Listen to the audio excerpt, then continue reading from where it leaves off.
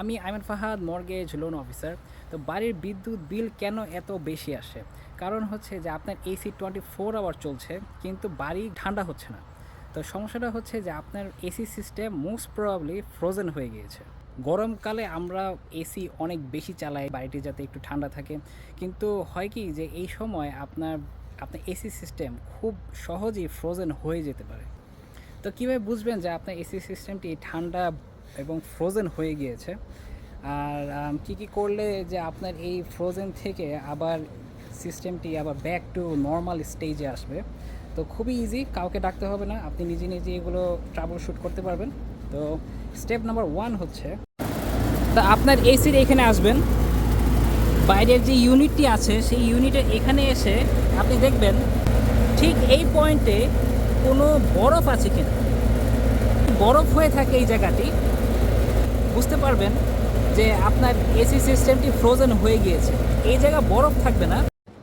তো এই তো গেল আপনার বাইরের ইউনিটটা। তো বাইরের ইউনিটটা তো ফ্রোজেন যদি হয়ে যায়, দেন এটা ফ্রোজেন হয়ে গিয়েছে। এবং এটা আরেকটা ক্রস ভেরিফাই করতে হয় যে ভিতরে ভিতরে যে আপনার এটিকে যে আপনার ইউনিটটা আছে, সেই ইউনিটটাও আপনাকে চেক করতে হবে। আপনার এটিকে উঠে আপনি প্রথম দেখবেন আপনার এসির এই উপরের ইউনিটে, এখানে দেখবেন যে আপনার এইখানে বরফ আছে কিনা এবং ফ্রোজেন হয়ে আছে কিনা, সাদা সাদা বরফ এইসব পয়েন্টে আছে কিনা। তো এখান থেকে যদি দেখেন যে সাদা বরফ হয়ে আছে, তার মানে ভিতরে যে কয়েলগুলো আছে, এই কয়েলের এইখানে বরফ হয়ে গিয়েছে। তো এইখান থেকে বাতাস, এর নিচ থেকে বাতাস উপরে উঠছে এবং এই জায়গাটা একদম ঠান্ডা হয়ে বরফ জমে গিয়েছে ভিতরে। তো বরফ ভিতরে যেহেতু জমেছে, তো বাইরে এইসব পয়েন্টে আপনি দেখবেন যে সাদা সাদা বরফ হয়ে গিয়েছে। তাহলেই বুঝতে পারবেন যে আপনার এই ভিতরে এই এটিকের এই সিস্টেমটাও পুরো বরফে একদম ঢেকে গিয়েছে। এখন আপনি ভিতরের ইউনিটটাও দেখলেন, বাইরের ইউনিটটাও দেখলেন যে দুইটা ইউনিটই একদম ফ্রোজেন হয়ে রয়েছে। তো এখন আপনার সলিউশন কি? সলিউশন হচ্ছে দুইটা খুবই ইজি ওয়েতে আপনি এটা সলভ করতে পারবেন। নাম্বার 1 হচ্ছে যে আপনার এয়ার ফিল্টারটি চেঞ্জ করতে হবে। তা আপনার এয়ার ফিল্টারটি আপনি চেক করবেন যে আপনার এয়ার ফিল্টারটি কি অনেক ময়লা কিনা। এবং অনেকে আছে যে এয়ার ফিল্টার অনেক মোটাগুলো লাগান, যেগুলো আর কি অনেক ধুলাবালি অথবা অ্যালার্জি থেকে সেভ করার জন্য অনেকে অনেক মোটা এয়ার ফিল্টারগুলো লাগান। তো সেই এয়ার ফিল্টারটা হয় কি যে বাতাসের এয়ার ফ্লোটা খুব ভালোভাবে আসে না এবং ভালোভাবে ফ্লো হয় না, ভালোভাবে সার্কুলেটটা হয় না। তো সেই কারণে আপনার যখন সামারের সময় যখন আপনি অনেক এসি চালাবেন এবং আপনার অনেক দরকার পড়বে এসি, তখন বাতাস এত এত যাবে ওইখান দিয়ে যে বাতাস অনেক রেস্ট্রিক্টেড হয়ে যায়। তো সেই কারণে আপনার ভিতরে যে কয়েলগুলো ফ্রোজেন হয়ে যাবে এবং বাইরেও ফ্রোজেন হয়ে যাবে, ভিতরেও ফ্রোজেন হয়ে যাবে এবং আপনার বাড়িটি ঠান্ডা হবে না এবং একদম গরম হয়ে থাকবে এবং আপনার এয়ার এসির সিস্টেমটা একদম সারাদিন চলবে, যে কারণে আপনার বিদ্যুৎ বিল অনেক বেশি আসবে।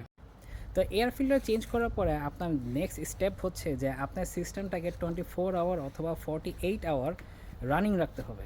তো শুধু ফ্যান দিয়ে, নট এসি অর হিট দিলে আরও সমস্যা হবে, শুধু ফ্যান। তো ফ্যানের মধ্যে সুইচ করবেন, এসির মধ্যে তিনটা সিস্টেম থাকে, এসি, হিট অ্যান্ড ফ্যান।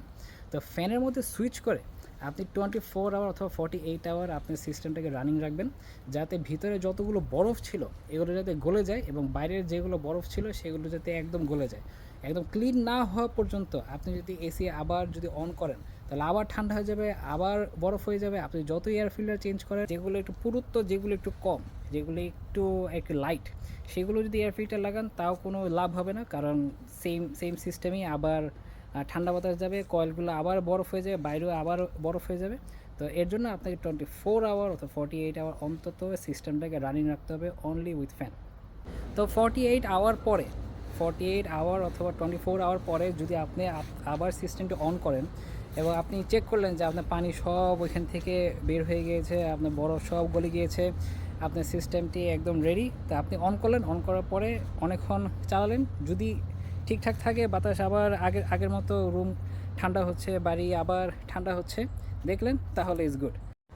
যদি আবার সেই একই প্রবলেম আসে যে না, বাড়ি এখনও ঠান্ডা হচ্ছে না, বাড়ি আগের মতোই আছে, তাহলে আপনাকে আরেকটা জিনিস চেক করতে হবে, সেটা আবার এটিকে যাওয়া লাগবে আপনাকে।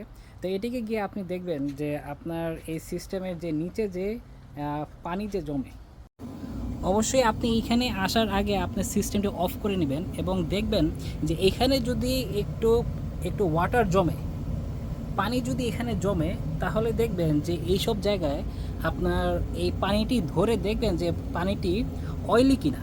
যদি পানিটি অয়েলি থাকে তাহলে বুঝবেন যে আপনার সিস্টেমে লিক আছে। আপনার ফ্রেয়ন ভিতরে যে লিকুইডটি থাকে এসিতে, সেই এসির ওইখানে লিকুইডটা আপনার কোনো লিক আছে এবং সেই কারণে আপনার এখানে পানিটি একটু অয়েলি। নিচের এই ট্রেটিতে পানি জমতে পারে, এটা স্বাভাবিক। বাট যদি পানিটা অয়েলি হয়ে যায় তাহলে এটা সমস্যা। সেই সময় আপনাকে ডাক দিতে হবে কাউকে, যে মেনটেন্যান্সের মানুষদেরকে, যে যারা আপনার এসি আগে মেনটেন করেছে অথবা যারা এইচভ্যাক সিস্টেম আর কি কাজ করে, তাদেরকে আপনাকে কল করতে হবে এবং এই ফ্রেয়ন এগুলো আপনাকে ব্যালেন্স করতে হবে, ফ্রেয়নের লিকগুলো অফ করতে হবে। যদি কয়েল চেঞ্জ করতে হয় পুরোটি, তাহলে কয়েল আপনাকে চেঞ্জ করা লাগতে হবে এবং খুবই এক্সপেন্সিভ এগুলো।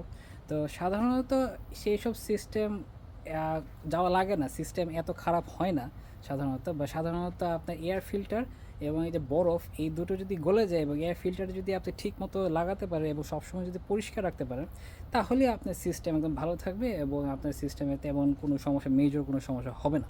আর যদি লিক হয়ে যায় তাহলে আপনার সেটি বিভিন্ন মানুষদের কাছ থেকে আপনাকে এস্টিমেট নিতে হবে, দেখতে হবে যে কে কত কমে কাজ করতে পারবে। আমার মাধ্যমে যারা বাড়ি কিনেছেন এবং বাড়ির লোন করিয়েছেন, আমি আশা করি আপনাদের একটু হেল্প হবে যে আপনাদের বাড়ির বিদ্যুৎ বিল কেন এত বেশি আসছে এবং আপনি কিভাবে কমাতে পারবেন, এবং আপনাদের কিছুটা সেভিংস আশা করি এই ভিডিওর মাধ্যমে হবে।